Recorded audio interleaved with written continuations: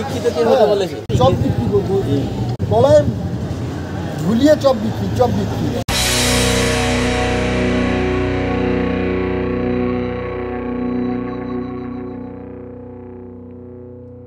দীর্ঘ প্রায় 1 দশকের অপেক্ষার পরে এসএসসি পরীক্ষা হচ্ছে। আজ নবম এবং দশম শ্রেণীর শিক্ষক নিয়োগের পরীক্ষা হচ্ছে। সেজন্য কলকাতার পশ্চিম পুটিয়ারি সুখরঞ্জন বিদ্যামন্দিরের সামনে প্রার্থীদের লাইন পড়েছে। সঙ্গে এসেছেন পরিবারের সদস্যরা। চাকরির ক্ষেত্রে যে অনিয়ম হয়েছে তা নিয়ে ক্ষোভ উগরে দিয়েছেন। কেউ মেয়েকে নিয়ে এসেছেন, কারোর আবার স্বামী পরীক্ষা দিচ্ছেন। স্বামী স্কুলে চাকরি করেন, 2016 সালের প্যানেল বাতিল হয়ে যাওয়ায় ফের পরীক্ষা দিতে হচ্ছে। বাড়িতে আছে 2.5 বছরের সন্তান। কি বলল তা শুনে নিন। তাদের অনুরোধে পরিচয় গোপন রাখা হলো। আর যদি তো লাইফ সায়েন্স পড়ায় 9-10-এ সেই টিচারের চাকরি চলে গেছে, পরীক্ষা দিতে বসছে। মানে তখনই যদি দিয়ে দিত তাহলে কিন্তু ওই বাকি যারা যোগ্য তাদের হতো না। এতে ঠিক না, আমরা যতই ইয়ে করি তো কষ্ট করে পরীক্ষা পাস করে 2000 যেটা বাদ দিয়েছে তাও তো প্যাথেটিক। ওটা প্যাথেটিক, হ্যাঁ ঠিক আছে। গাদা গাদা টাকাও তো নিয়েছে। টাকাগুলো তোরা দিলি কেন?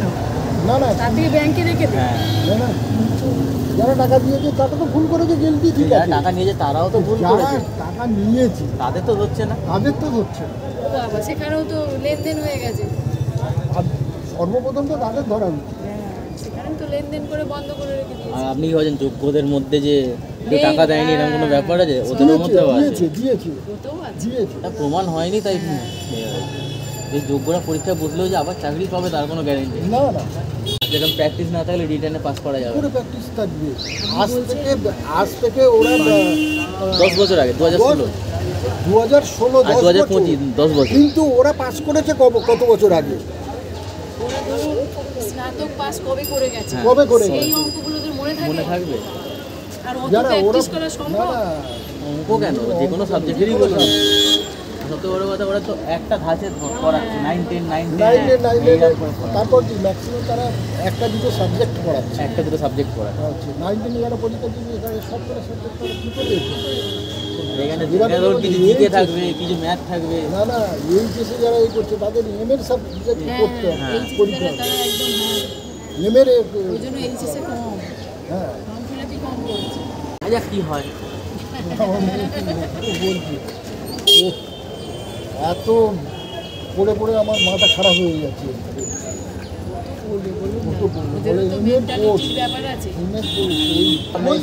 শিক্ষিত কে হতে বলেছে? শিক্ষিত হতে বলে পাঠিয়ে দিয়ে 1000 টাকা করে মাসে ঢুকে যাচ্ছে। তারপরে ওই ভান্ডার নিয়ে বসে থাকো। হ্যাঁ 3 কাজে ঢুকিয়ে দেবো।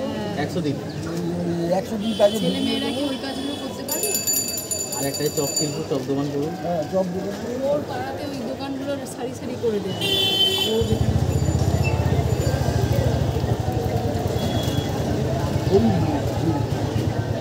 যোগ্য অযোগ্য যারা চাকরি পাবে না তারা প্রত্যেকে যদি রিলিজন নিয়ে গিয়ে বলে যে আমরা ওই মমতার ওই চপ বিক্রি করবো, মানে কলায় ঝুলিয়ে চপ বিক্রি, সব পুরো রাস্তা